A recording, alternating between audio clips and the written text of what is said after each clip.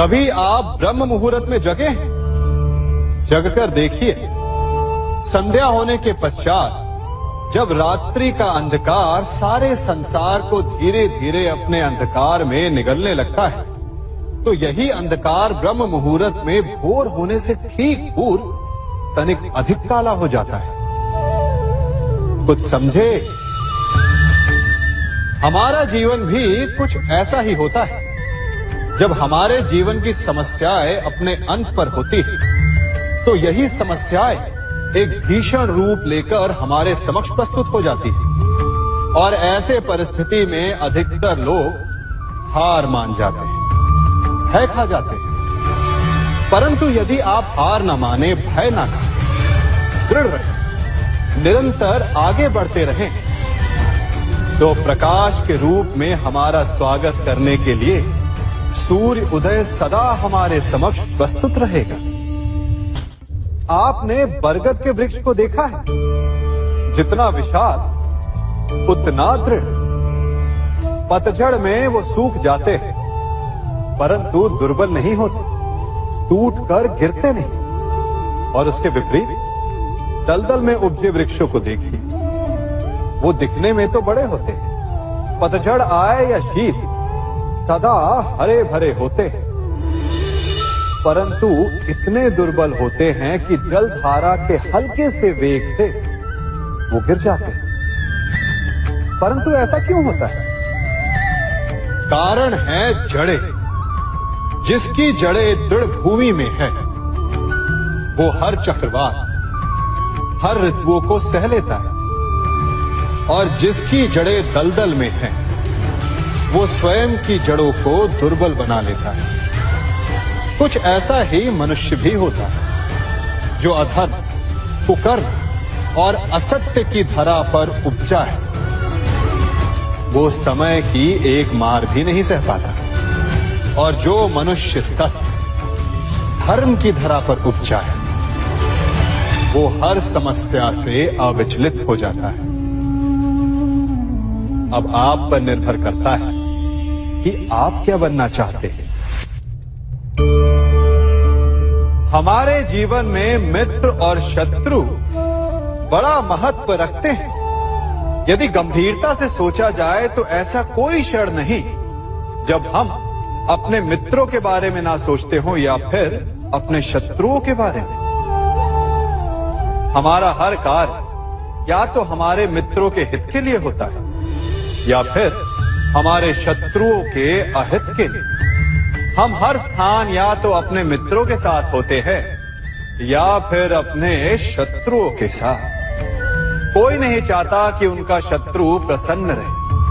हर कोई अपने शत्रु को नष्ट कर देना चाहता है, और ऐसा करने के लिए वो हर संभव प्रयास करता है। उसे आर्थिक, मानसिक और शारीरिक हानि पहुंचाने का प्रयास करता है। परंतु यदि मैं आज आपको ऐसा मंत्र सिखाऊं जिससे आप अपने शत्रु को सदा के लिए नष्ट कर दे तो, और वो मंत्र है मित्र बनाना। अपने सभी शत्रुओं को अपना मित्र बना लीजिए और आपके सारे शत्रु स्वतः ही समाप्त हो जाएंगे। मैं क्या कर रहा हूं? मैं दिए प्रज्वलित कर रहा हूं ताकि अंधकार को मिटा सकूं। अब आप कहेंगे कि इसमें कौन सी बड़ी बात है ना? परंतु इसमें महत्वपूर्ण बात समझने के लिए यह है कि मैं क्या नहीं कर रहा हूं, और मैं अंधकार नहीं कर रहा हूं। क्योंकि अंधकार को मिटाने के लिए प्रकाश का अस्त्र तो उठाना ही पड़ता है। बुराई को बुराई से नहीं, अच्छाई से जीता जाता है। अन्याय को अन्याय से नहीं, न्याय से लड़ा जाता है। क्रोध को क्रोध से नहीं, क्षमा का साथ लेना होता है। ठीक उसी प्रकार एक लोहा लोहे को काटता है, परंतु एक ठंडा लोहा ही गर्म लोहे को काट सकता है। इसलिए यदि आपको अपने जीवन में विजयी होना है, तो अपने शस्त्रों को, अपने अस्त्रों को सोच समझ कर उठाइए, क्योंकि एक अनुचित सोच परिणाम पर भारी प्रभाव डाल सकती है। आप सब सोच रहे होंगे कि ये क्या मैं करने लगा।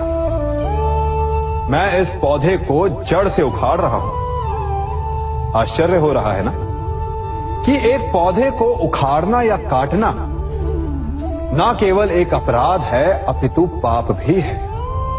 तो फिर मुझे ऐसा करने की क्या आवश्यकता पड़ गई? क्योंकि कई बार विनाश ही सृजन तक पहुंचाता है। यदि नया भवन बनाना हो तो पुराने भवन को गिराना पड़ता है। व्यवस्था को परिवर्तित करने के लिए क्रांति लानी पड़ती है। और उसी प्रकार यदि किसी वृक्ष या किसी पौधे की जड़ों में घुन लग जाए या उसका मूल सड़ जाए तो उसे जड़ से उखाड़ देना ही श्रेयस्कर होता है, ताकि उस स्थल पर नए पौधे उपज सके। युद्ध करना पर्याय नहीं, परंतु कभी कभी शांति के लिए युद्ध करना आवश्यक हो जाता है। संसार में सबसे श्रेष्ठ क्या है? फूल या कांटे, प्रेम या घृणा, संपन्नता या दरिद्रता, मित्र या शत्रु? बताइए। अब आप भी कहेंगे कि भला ये कोई पूछने की बात हुई? अवश्य, फूल, प्रेम, संपन्नता और मित्र ही श्रेष्ठ है। परंतु क्या आपने अपने जीवन में कभी सोचा है कि हर एक भाव, हर एक वस्तु, हर एक घटना का एक गुण धर्म होता है? त्वचा पर जलन करने वाले फूलों से अधिक श्रेष्ठ वो कांटे हैं जिनसे आप अपने घर की बाढ़ बनाते हैं ताकि वन्य पशु आपके भीतर ना आ सके।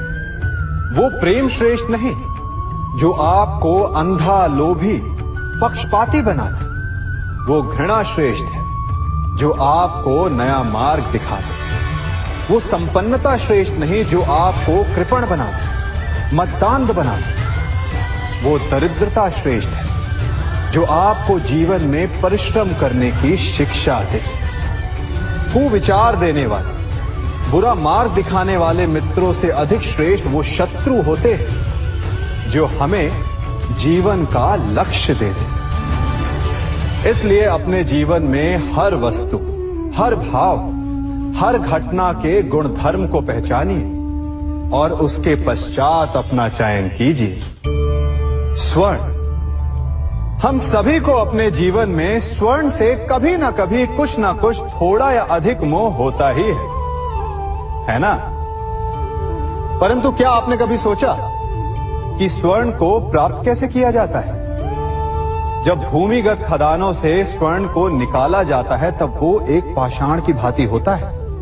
ऐसा पाषाण जिससे आप किसी को भी मार सकते हैं, परंतु उसे आभूषण के रूप में स्वयं के शरीर पर धारण नहीं कर सकते। यदि उसे आभूषण बनाना है तो उसे लंबी यात्राएं करनी होती है। उस पाषाण को पिघलना होता है। सुनार के हथौड़ी की अनेकों चोटें खानी पड़ती है, फिर काट छाट और उसके पश्चात जाकर वो ऐसा आभूषण बनता है जो हमें वर्षों तक, सदियों तक लुभाता रहता है। इसलिए यदि आपको समय पर विजय पानी है तो स्वयं के निर्माण पर समय देना होगा। हम सभी सुनते आए कि जो वीर होता है, साहसी होता है, शौर्यवान होता है, उसके समक्ष सारा संसार झुकता है। वीर भोग्य वसुंधर। परंतु वीरता है क्या? शौर्य क्या है? साहस क्या है? साहस युद्ध नहीं, वीरता विजय नहीं, शौर्य कभी ना गिरना नहीं। साहस किसी चुनौती के समक्ष खड़े होने का भाव है, तो वीरता उस चुनौती को उत्तर देने के लिए पूर्ण परिश्रम लगा देना है। और शौर्य का अर्थ है गिरकर फिर से उठने का साहस रखना, बार बार प्रहार करके वीरता दिखाना, निरंतर प्रयास करते रहना, निरंतर परिश्रम करते रहना। इसलिए विजयी होने से अधिक महत्वपूर्ण है शौर्यवान होना, क्योंकि जो शौर्यवान है उसे विजय मिलना निश्चित है। कभी किसी पक्षी को घोंसले की नींव बनाते देखा है?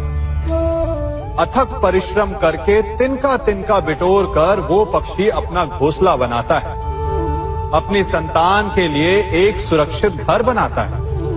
और फिर कहीं से तीव्र आंधी आती है, भारी वर्षा होती है और उसका घोंसला तिनका तिनका करके बिखर जाता है। फिर वो पक्षी क्या करता है? वो रोता नहीं, ना ही विलाप करता है। वो बिना विलंब करे फिर से अपना घोंसला बनाना प्रारंभ कर देता है और सफलता पाता है। फिर हम क्यों छोटी छोटी असफलता से भयभीत होकर परिश्रम करना छोड़ देते हैं? एक बात सदा स्मरण रखिएगा, हर वृक्ष कुल्हाड़ी की एक मार से नीचे नहीं गिरता, हर चट्टान घन के एक प्रहार से नहीं टूटती। सफलता पाने के लिए अनावरत परिश्रम करना ही मात्र एक मार्ग है। स्वीकारण, सत्य का स्वीकारण मनुष्य के लिए बहुत ही महत्वपूर्ण है। जब तक मनुष्य सत्य को स्वीकार नहीं करता, उसे असत्य से लड़ने की शक्ति प्राप्त नहीं होती। जब आप भोजन करते हैं तो क्या होता है? आपका पेट स्वीकारता है कि वो भर चुका है और आप भोजन करना बंद कर देते हैं। जब आपको निद्रा आती है तो क्या होता है? आपका मन स्वीकारता है कि आपका शरीर थक चुका है और उसे विश्राम की आवश्यकता है। उसी प्रकार जब आपको किसी व्यसन को रोकना हो तो आपको स्वीकारना पड़ता है कि बहुत हो चुका, चाहे वो लालच हो या मदिरापान। उस व्यसन का त्यागना तभी प्रारंभ होता है जब आप ये स्वीकार कर लेते हैं कि आप उस व्यसन के बंधक हैं।